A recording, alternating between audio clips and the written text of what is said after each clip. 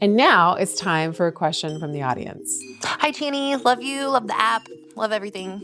I'm asking about Chiron. So, Chiron is in my first house, which is I'm a Gemini rising.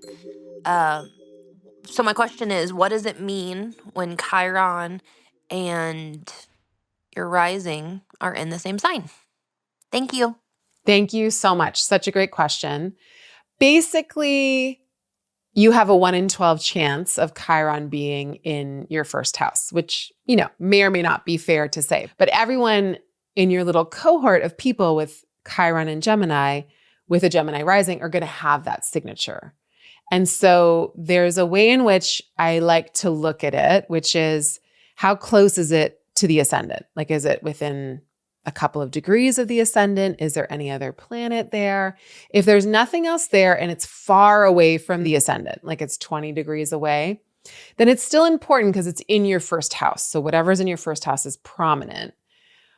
But if it's not near anything, then I demote it a little bit. Why? Because it's Chiron, and Chiron's a minor planet. It's not one of the 7 traditional planets, and it doesn't quite carry the same heft to me as the other modern planets or slow-moving planets.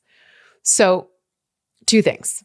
Chiron is a centaur, so it's half human, half animal. So there's a double-bodiedness to it. You're already a Gemini rising, so that's already a double-bodied sign. So there's a both and here.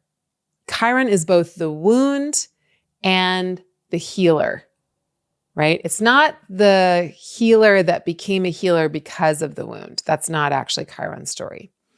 Chiron is a teacher, a mentor, and is also the wound that never heals, that always teaches us and informs us.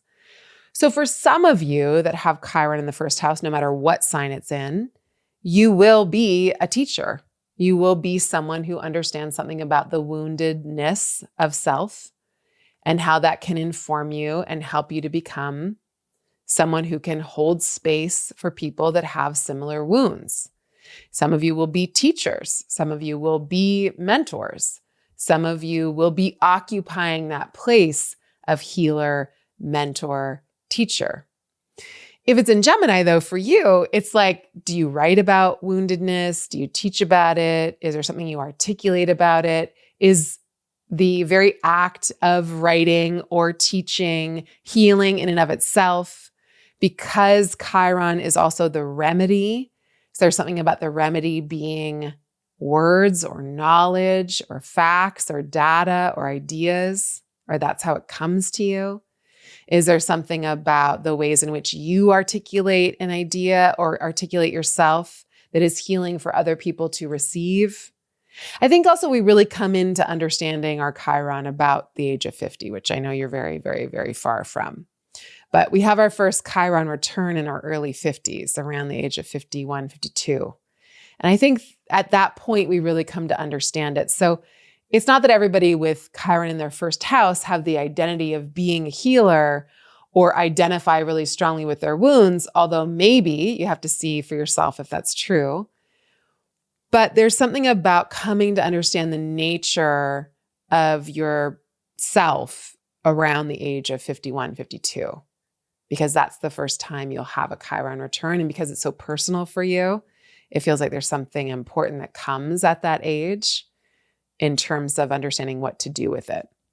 But I think on one note, for everybody with Chiron in the first house in Gemini, it's like, go and study the things that you feel like you want to study. Go learn, go question, go on some sort of intellectual quest for the knowledge that's going to feel healing for you, because there's something intrinsic there. And then for everybody with Chiron in the first house, it's what does the body need? What does the body teach you? What are you learning about the body? And how are you applying that in your life? All right, Chell. Like a lot of you could be body workers, we'll just say, because Chiron's like part of the root word of chiropractor, like hands-on healing. So you could have a knack or a desire for that or to receive that. could be one of the things. All right, Jill, thank you so much for your questions. I love them. I love answering them. Please keep sending them in. You can do so in the Chani app. You can leave us a voice memo there.